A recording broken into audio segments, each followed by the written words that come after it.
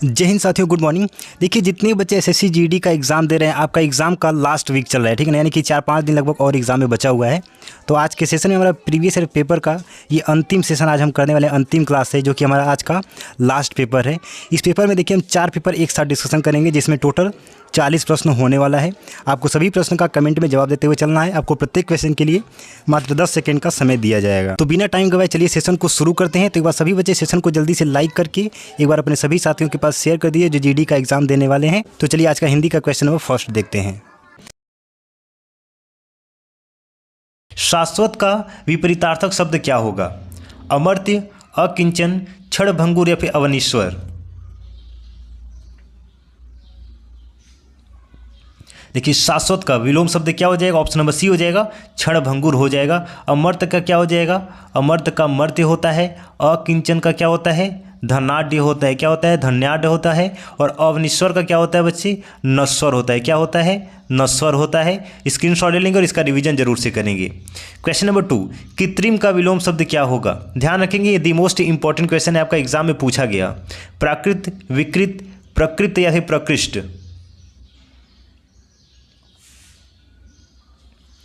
देखिए, कृत्रिम का विलोम शब्द क्या हो जाएगा? ऑप्शन नंबर ए हो जाएगा, प्राकृत हो जाएगा। विकृत का क्या होता है? विकृत का होता है स्वाभाविक होता है। प्रकृत का क्या होता है बच्चे? अप्रकृत हो जाएगा। और प्रकृष्ट का क्या होता है? निकृष्ट होता है। क्या होता है? निकृष्ट होता है। क्वेश्चन नंबर 3, कौन सा शब्द लोहे का पर्यायवाची नहीं है? अयस, लाह, लौह या फिर आहन।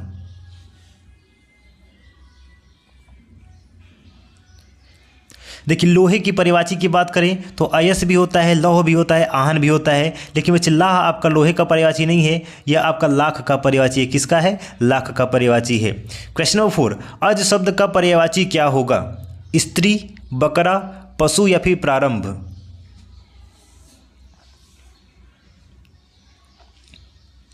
देखिए, आप लोग सभी क्वेश्चन का कमेंट में आंसर करते चलिए, ताकि आप अपना रैंक चेक कर पाएँ कि आपने कितना आंसर सही किया है, ठीक है ना। देखिए, अज का पर्यायवाची शब्द क्या होता है बच्चे? बकरा होता है। Option number b is the right answer. बाकी देखेंगे बच्चे, स्त्री का पर्यायवाची क्या होता है, हम सब यहाँ पे डिस्कस करेंगे, कुछ भी छोड़ेंगे नहीं। स्त्री का पर्यायवाची महिला, नारी, कामिनी, रमणी, वनिता। पशु का पर्यायवाची जानवर, चतुष्पद, चौपाया, मवेशी। प्रारंभ का पर्यायवाची बच्चे शुरुआत, शुभारंभ, आगाज और उदय होता है। स्क्रीनशॉट ले लीजिए इसका, हम आगे बढ़ते हैं। चलिए, क्वेश्चन नंबर 5, ऋणात्मक का विलोम शब्द क्या होगा? सबको पता होगा, धनात्मक होता है। Option number A is the right answer. Question number 6, एक बार सभी साथी सेशन को जल्दी से लाइक करके अपने सभी साथियों के पास शेयर कर दीजिए, ताकि सभी लोग जल्दी से क्लास में जुड़ जाएं। जल्दी से लाइक करके शेयर कर दीजिए और चैनल को सब्सक्राइब कर लीजिएगा। निम्नलिखित वाक्य में रिक्त स्थान में सबसे उपयुक्त मुहावरा क्या आएगा? अध्यापक को देखते ही वह क्या हो गया? भीगी बिल्ली बन गया, मुंहतोड़ जवाब दे गया, पहाड़ टूटा या फिर बाजी मार गया। देखिए, अध्यापक को देखते ही वह भीगी बिल्ली बन गया, ये आपका मुहावरा बिल्कुल सही है। क्वेश्चन नंबर 7, निम्नलिखित मुहावरे के उचित अर्थ का चयन करें। चेहरे पर हवाइयाँ उड़ने का मतलब क्या होता है? उड़ान भरना, अचानक गिरना, घबराना या फिर चुप रहना।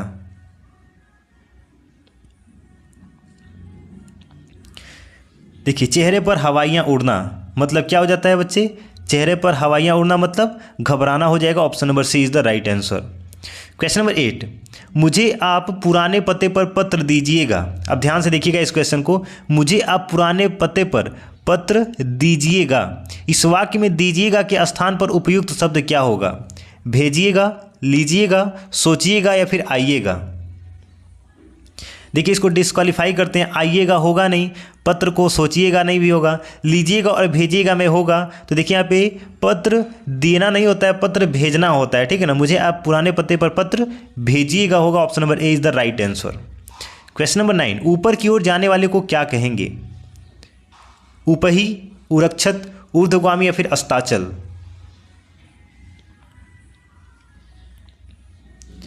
देखिए, ऊपर की ओर जाने वाले को क्या बोलते हैं? ऊर्ध्वगामी बोलते हैं। और बच्चे, अस्ताचल किसको बोलते हैं? अस्ताचल किसको बोलते हैं? चलिए हम नीचे यहाँ पे ये भी डिस्कस कर लेते हैं। देखिए, अस्ताचल बच्चे सूर्यास्त के समय की पहाड़ी को बोलते हैं। उपही किसको बोलते हैं? अन्य देश का पुरुष। और उरक्षत का अर्थ होता है बच्चे किसी को विदा करना। एक बार सभी बच्चे सेशन को जल्दी से लाइक करके शेयर कर देंगे। क्वेश्चन नंबर 10, निम्नलिखित में से शुद्ध वाक्य कौन सा है?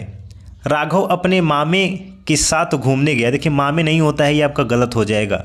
रमेश आगरे, आगरे भी नहीं होता है, आगरा होता है बच्चे। सीता पटने नहीं होता है, पटना होता है। ऑप्शन नंबर डी आपका सही जवाब हो जाएगा, क्योंकि दूसरा ऑप्शन ही नहीं है। अल्पेश सवेरे जल्दी उठता है, बिल्कुल सही लिखा हुआ है। क्वेश्चन नंबर 11, निम्न में से कौन सा शब्द बिजली शब्द का पर्यायवाची शब्द नहीं है?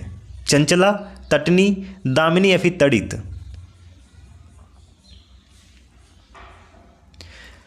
अब आप देखेंगे पर्यायवाची या फिर अपोजिट वर्ड, जिसको हम विलोम शब्द बोलते हैं, एक शब्द अनेकार्थी शब्द। मैंने आपको इतना कराया है कि आपको पूरा दिमाग में बैठ जाना चाहिए। देखिए चंचला, दामिनी, तड़ित ये आपका बिजली का पर्यायवाची है, लेकिन तटनी बच्चे यह बीज नदी का पर्यायवाची है। किसका? बिजली का नहीं बल्कि नदी का पर्यायवाची है। Option number b is the right answer. Question number 12, Hindi साहित्य का प्रथम इतिहास लेखन का कार्य किस लेखक के द्वारा किया गया था? गारसा दत्तासी, भवभूति, राही मासूम रजा या फिर Narendra Sharma? The right answer is option number ए हो जाएगा, गारसा दत्तासी के द्वारा हिंदी साहित्य का प्रथम इतिहास लेखन इनके द्वारा शुरू किया गया था। और किस सन में, अगर सन भी आपसे पूछा जाए तो याद रखेंगे 1839 में। और किस भाषा में इन्होंने लिखा था? तो बच्चे फ्रेंच भाषा में लिखा था, ये भी याद रखेंगे। क्वेश्चन नंबर 13, वाक्यांश के लिए उपयुक्त शब्द चुनिए। चलिए बताइए, ऊंट पर रख कर चलाए जाने वाली तोप को क्या कहते हैं? बंदूक, सरासन, मुकुल या फिर सुतुरनाल?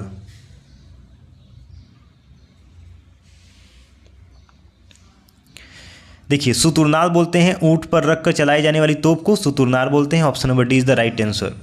क्वेश्चन नंबर 14, जो देखने योग्य न हो वाक्यांश के लिए उचित शब्द बताइए। अवर्णी, अप्रत्यक्ष, अदर्शनीय या फिर अदृश्य?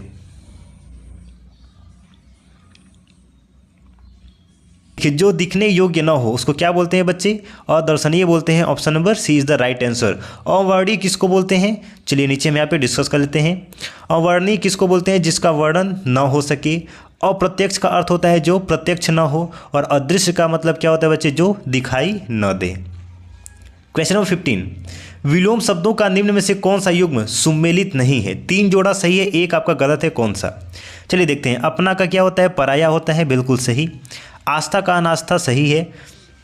आकाश का पाताल बिल्कुल सही है। अग्नि का आग देखिए बच्चे आपका गलत हो जाएगा। ऑप्शन नंबर डी आपका सही जवाब हो जाएगा। अग्नि आग तो पर्यायवाची हो जाएंगे, ठीक है ना। तो अग्नि का विलोम शब्द क्या होता है बच्चे? जल होता है, पानी होता है, ठीक है ना। क्वेश्चन नंबर 16, भील का स्त्रीलिंग क्या है? भालू, भीलनी, भीलिनी या फिर भालना?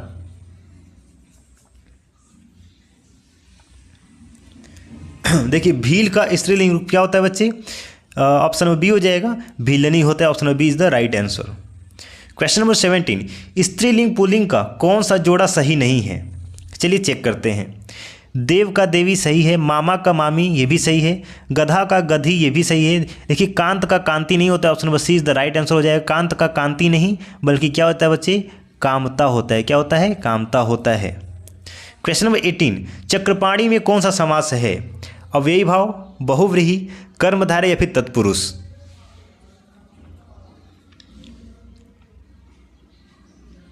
देखिए चक्रपाणी में कौन सा समास है बच्चे? ऑप्शन नंबर बी हो जाएगा, बहुव्रीहि समास है। क्वेश्चन नंबर 19, अनुवाद में प्रयुक्त उपसर्ग है कौन सा?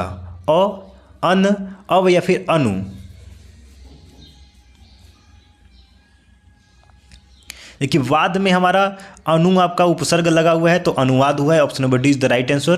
क्वेश्चन नंबर 20, पंचतंत्र की कथाओं का संकलन किसने किया? वाल्मीकि ने, वेद व्यास ने, विष्णु शर्मा ने या फिर तुलसीदास ने?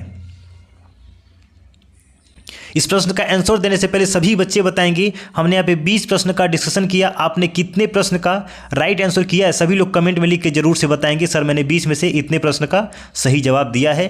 तो बच्चे पंचतंत्र की कथाओं का संकलन किसने किया है? ऑप्शन नंबर सी हो जाएगा, विष्णु शर्मा ने। सभी साथी चैनल को सब्सक्राइब कर लेंगे।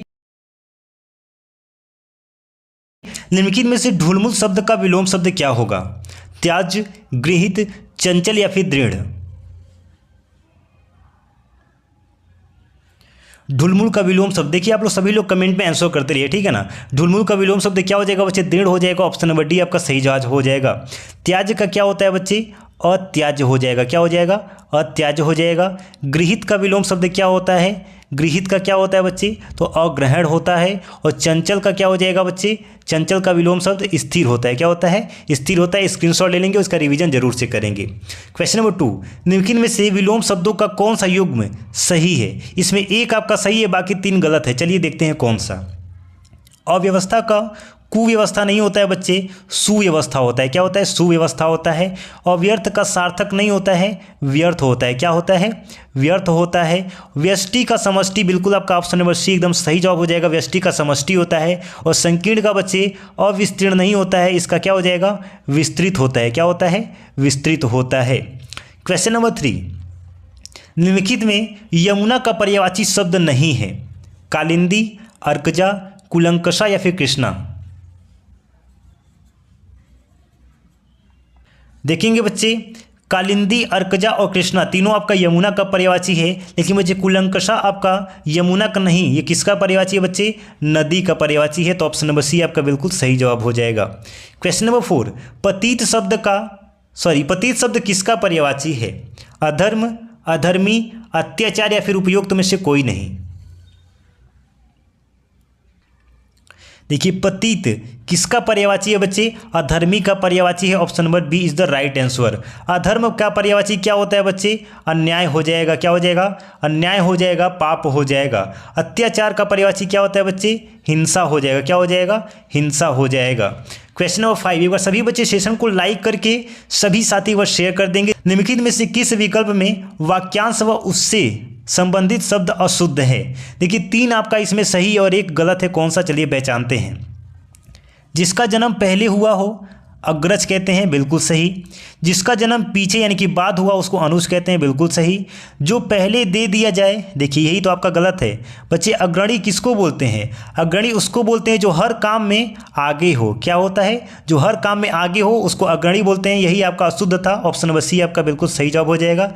बाकी जिसका अनुभव किया जा सके उसको क्या बोलते हैं, अनुभूत बोलते हैं। क्वेश्चन नंबर 6, जिसकी पत्नी मर गई हो, वाक्यांश के लिए एक शब्द क्या होगा। विदुर, विधवा, विधुर या फिर विधाता।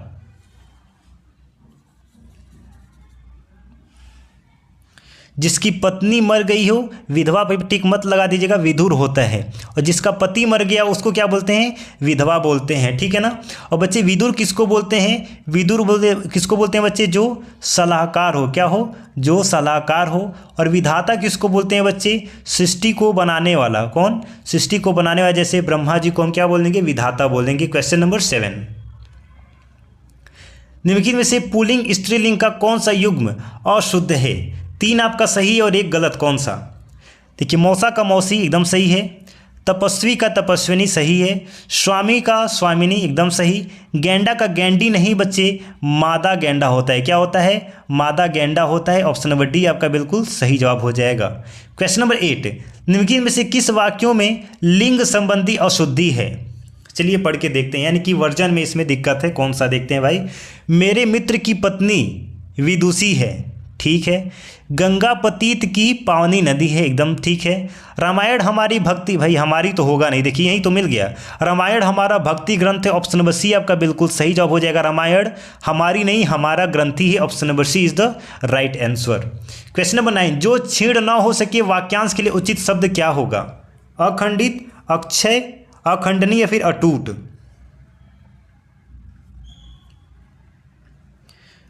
ऑप्शन नंबर बी हो जाएगा, अक्षय हो जाएगा। जो छीड़ ना हो सके, अक्षय हो जाएगा। Option number b is the right answer. Question number 10, निम्नलिखित में तत्सम शब्द का चयन कीजिए। इसमें से एक आपका शब्द जो है वो तत्सम है। कौन सा, वर्षा, आंसू, हाथी या फिर बारात।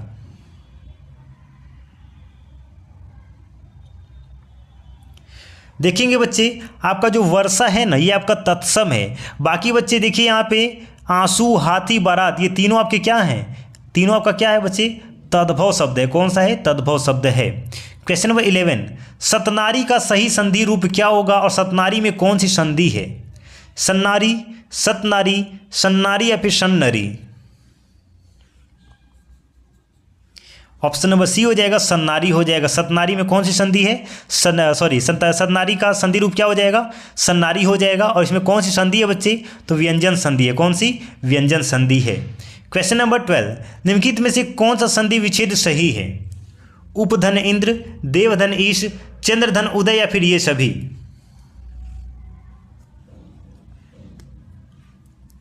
तो बच्चे ये सभी हो जाएगा आपका, तीनों संधि विच्छेद एकदम सही है।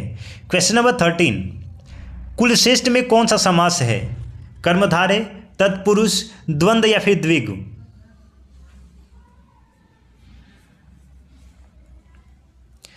ऑप्शन नंबर बी हो जाएगा बच्चे, कुलश्रेष्ठ में तत्पुरुष समास है। क्वेश्चन नंबर 14, हिंदी किस भाषा परिवार की भाषा है?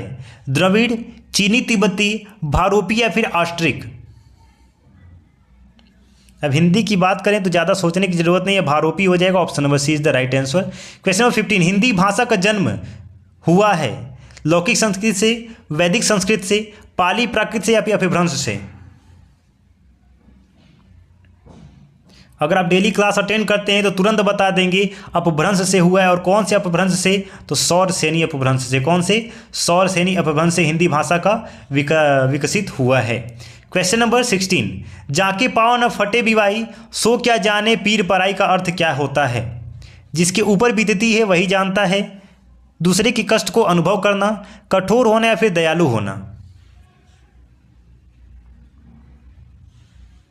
जिसके ऊपर बीतती है वही जानता है। ऑप्शन नंबर ए आपका सही जवाब हो जाएगा। क्वेश्चन नंबर 17, लड़ाक में कौन सा प्रत्यय है? अब लड़ाक से क्या बनेगा? लड़ाकू ही बनेगा ना, तो ऑप्शन नंबर बी हो जाएगा, आकू प्रत्यय जुड़ा हुआ है। क्वेश्चन नंबर 18, जो अव्यय दो शब्द वाक्यांशों अथवा वाक्यों से जुड़ते हैं वे क्या कहलाते हैं? क्रिया विशेषण, संबंध बोधक, समुच्चय बोधक या फिर विस्मयादि बोधक?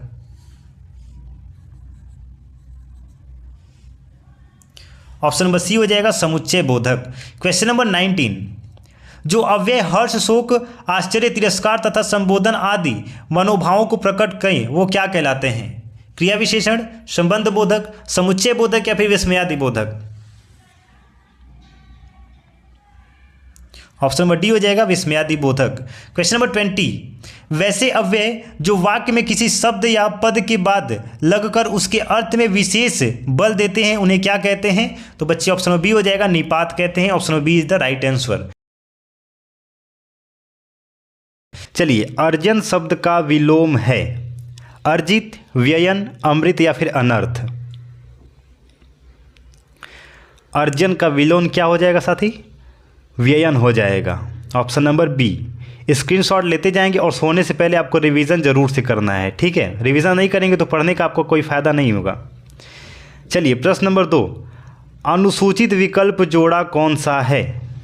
अनुसूचित विकल्प जोड़ा, अनुराग विराग, कटु मधुर, उन्नत उन्नति, अल्पज्ञ बहुज्ञ?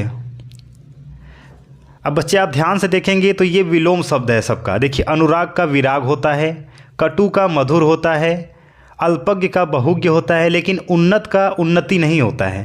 तो ऑप्शन नंबर यही आपका अनुसूचित पूछा है ना, तो यही आपका सही जवाब हो जाएगा। देखिए, उन्नत का होता है अवनत, ठीक है, अवनत, और उन्नति का होता है अवनति, अवनति होता है, ठीक है। चलिए, प्रश्न नंबर 3, जिसके बराबर कोई न हो, विलक्षण, अनुपम, असाधारण या फिर लोकातीत? चलिए, इसका जवाब सभी लोग देंगे कमेंट में। जिसके बराबर कोई ना हो क्या हो जाएगा? अनुपम हो जाएगा। ऑप्शन नंबर बी आपका सही जवाब हो जाएगा। चलिए, प्रश्न नंबर 4, दिए गए वाक्यांश के लिए एक शब्द का चयन कीजिए। चलिए, यानी कि अनेक शब्द का एक शब्द। पूरब और उत्तर के बीच की दिशा को क्या कहते हैं? आग्नेय, ईशान, वायव्य या फिर नैत्रिज्ञ?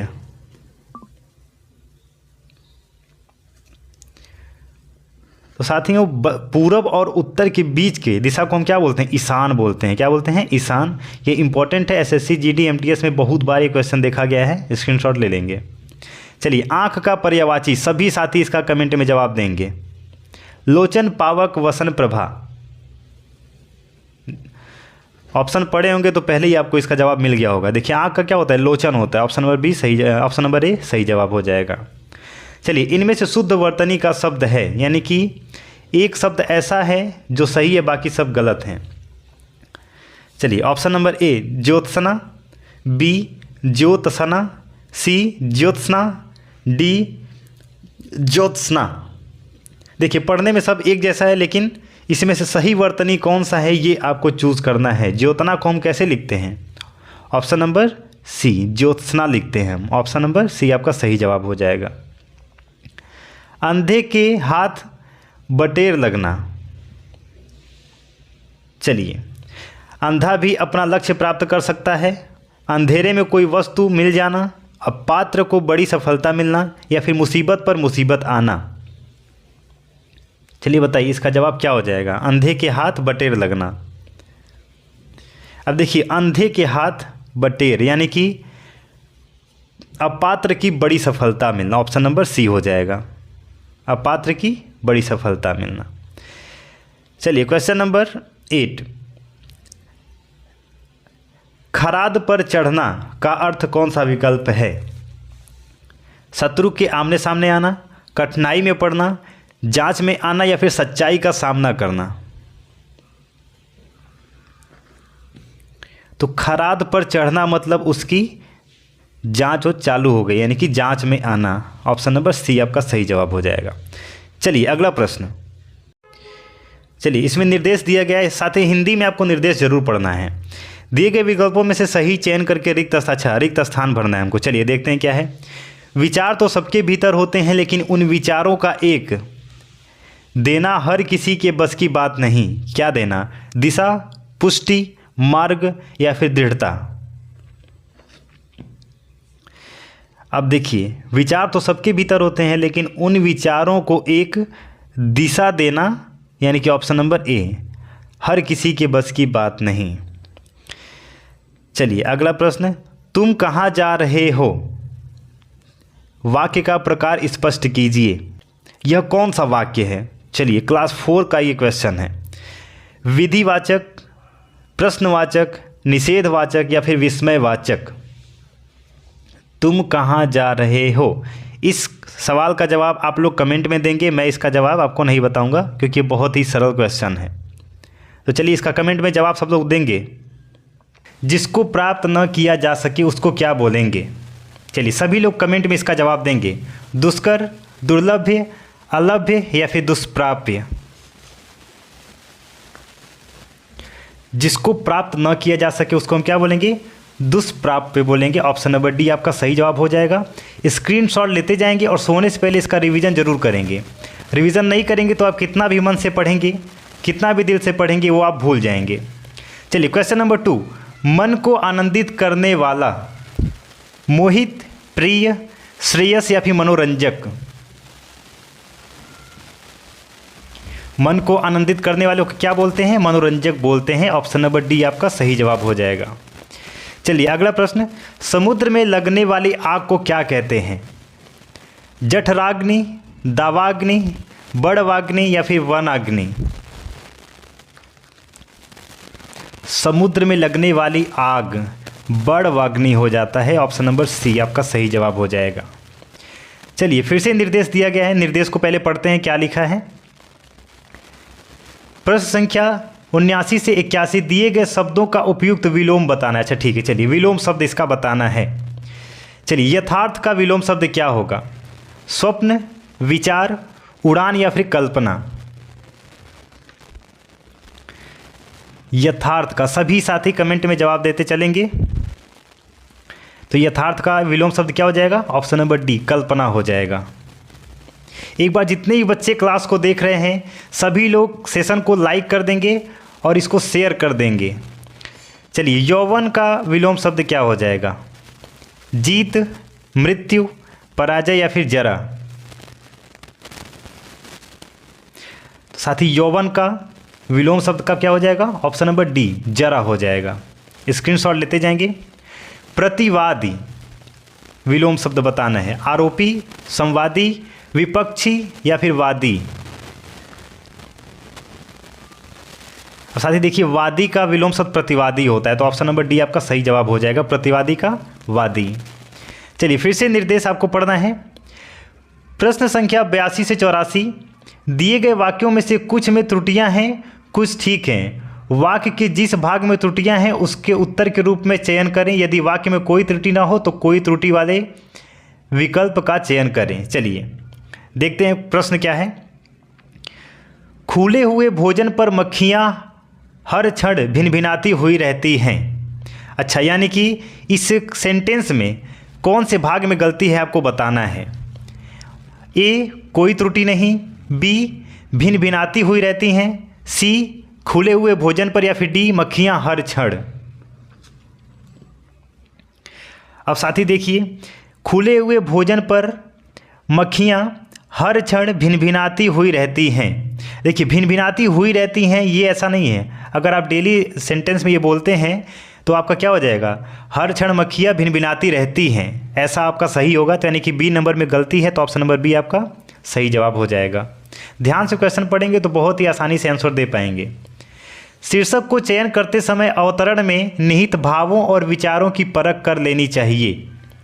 किस भाग में गलती है आपको ये बताना है। ऑप्शन छोटा कर लेते हैं। शीर्षक को चयन करते समय कोई त्रुटि नहीं, भावों और विचारों की परख कर लेनी चाहिए, या फिर अवतरण में निहित। तो साथी इसमें किस भाग में गलती है, ध्यान से देखिए। शीर्षक को चयन करते समय नहीं होता है, शीर्षक का चयन करते होता है, ठीक है ना। यानी कि ऑप्शन नंबर ए आपका सही जवाब हो जाएगा। शीर्षक को नहीं, शीर्षक का चयन करते समय हो जाएगा। चलिए अगला प्रश्न। बुरा से बुरा व्यक्ति भी सम्मान और प्रशंसा पाना चाहता है।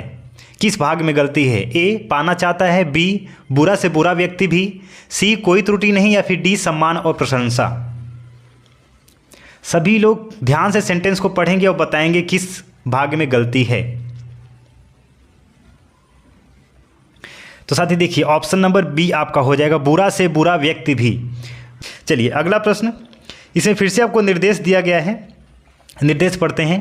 प्रश्न संख्या 85 से 87 दिए गए वाक्यों में रिक्त स्थान। अच्छा चलिए आगे पढ़ने की जरूरत नहीं है, रिक्त स्थान भरना है।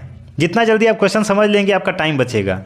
हैजा एक डैश रोग है। कौन सा रोग है। अभिक्रामक, आक्रामक, संक्रामक, या फिर अतिक्रामक। हैजा किस प्रकार का रोग है, ये सभी साथी इसका कमेंट में जवाब बताएंगे। तो साथी देखिए, हैजा एक संक्रामक रोग है जो कि वायरस से होता है। चलिए अगला प्रश्न क्या कह रहा है। अथक परिश्रम और सतत डैश चरम सीमा प्राप्त कर सकता है।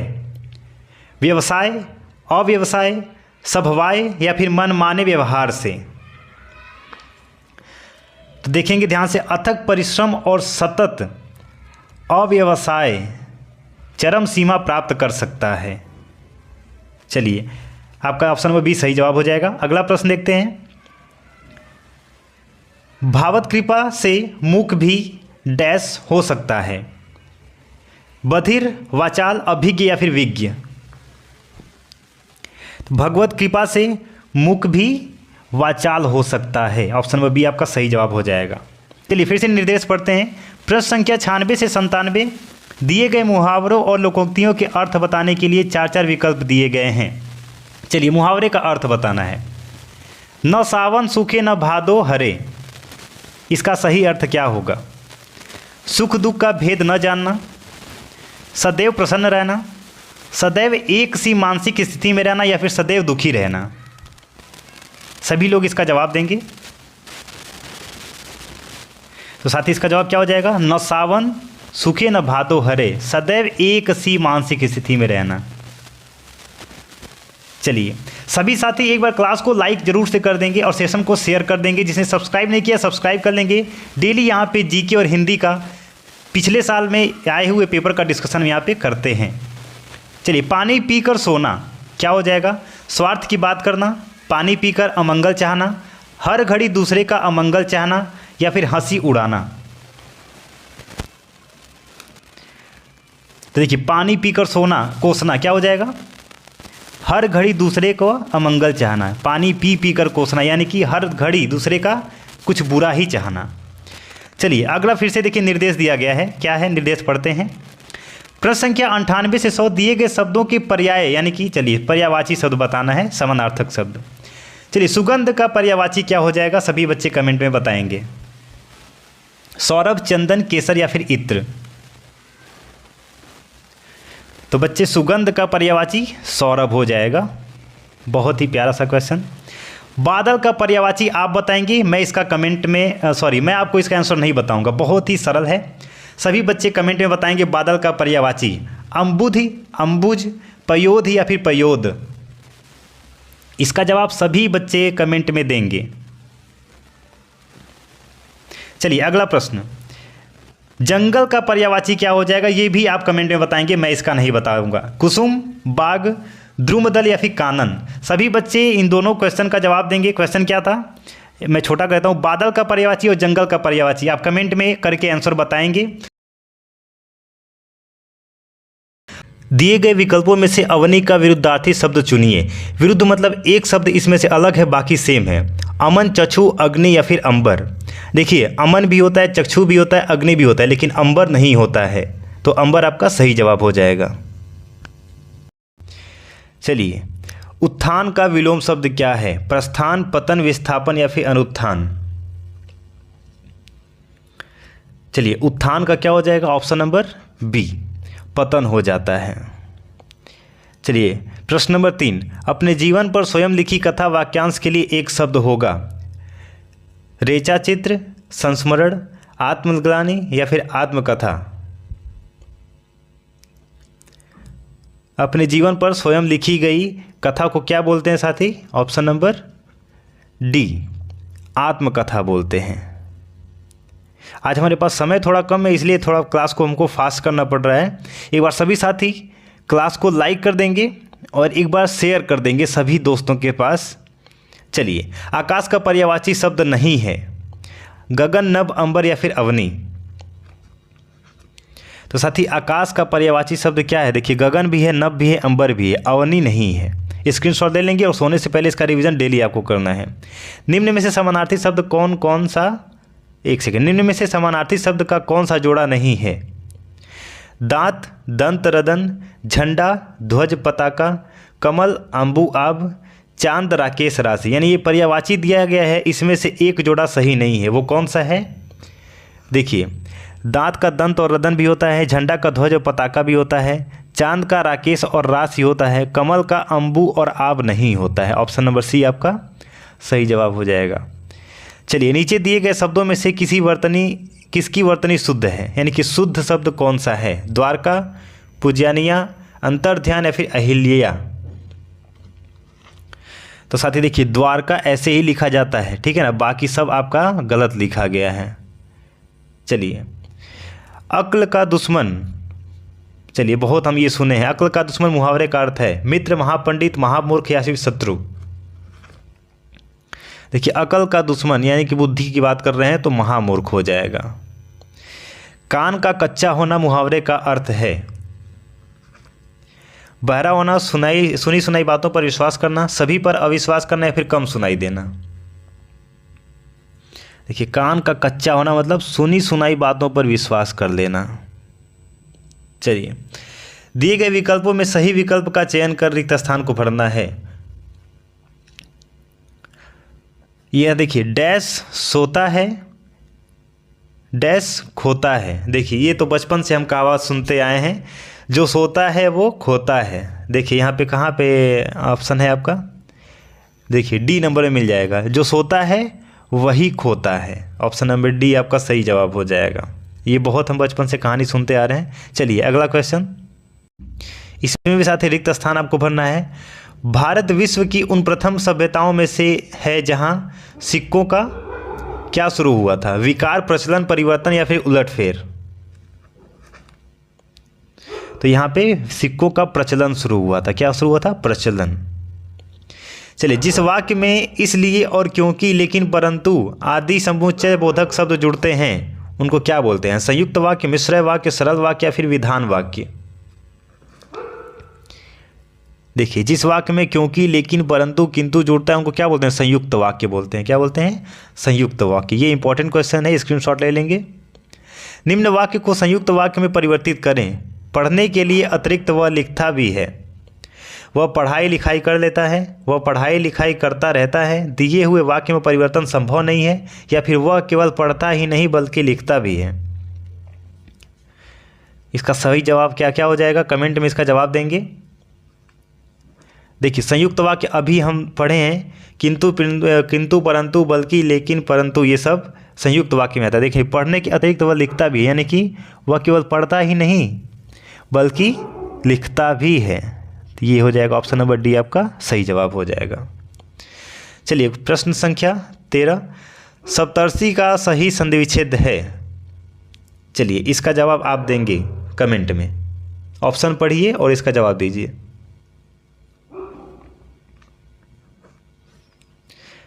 तो साथी सप्तर्षि का क्या हो जाएगा, सप्त और ऋषि, ये आपका सही जवाब हो जाएगा ऑप्शन नंबर सी। द्वंद्व समास में कौन सा पद प्रधान होता है, उत्तर पद, प्रथम पद, दोनों पद या फिर इनमें से कोई नहीं। तो द्वंद्व समास में दोनों पद ही प्रधान होता है। वेरी इंपॉर्टेंट क्वेश्चन है ये। चलिए अगला प्रश्न, सभी साथी एक बार वीडियो को लाइक कर देंगे और अपने साथी के पास इसको शेयर कर देंगे जल्दी से। और जिसने सब्सक्राइब नहीं किया, जीके और हिंदी का क्लास डेली यहाँ पे चल रहा है, प्रीवियस ईयर क्वेश्चन, तो जल्दी से सब्सक्राइब कर लेंगे। बारहसिंगा शब्द में समास है बहुव्रीहि, कर्मधारय, द्वंद्व या फिर अव्ययी भाव। बारहसिंगा में कौन सा समास है, बहुव्रीहि समास है। Option number A is the right answer. समय थोड़ा कम है इसलिए जल्दी जल्दी क्लास को देखना पड़ रहा है। कितनी करुणा कितने संदेश में कौन सा अलंकार है, यमक, अनुप्रास, श्लेष या फिर उत्प्रेक्षा। देखिए कितनी करुणा कितने संदेश, अनुप्रास अलंकार आपका सही जवाब होगा।